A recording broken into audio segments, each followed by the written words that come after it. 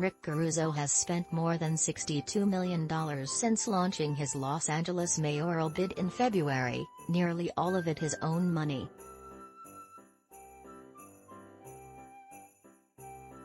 It's a figure that, save for fellow billionaire Michael Bloomberg's 3 successful New York mayoral campaigns, is all but unrivaled in the annals of American local politics.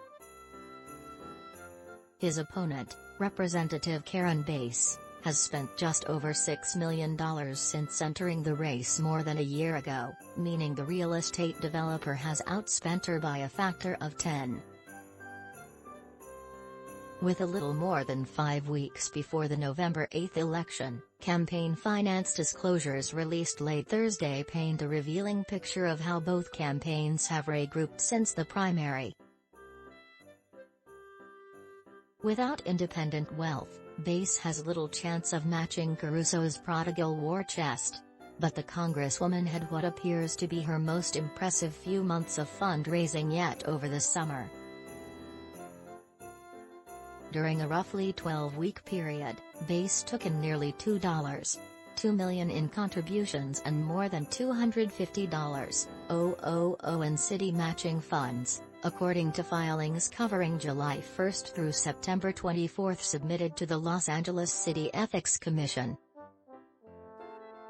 She spent just under $1.2 million during that same period. Caruso spent a little more than $21 million during the same time period, according to his filings.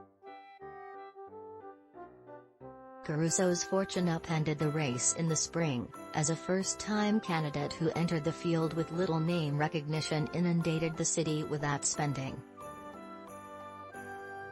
He succeeded in introducing himself to Angelenos, and his centrist, Clean Up L.A. messaging seemed to find a foothold with an electorate frustrated by homelessness and crime. But Bass finished with a 7-point lead in the June primary.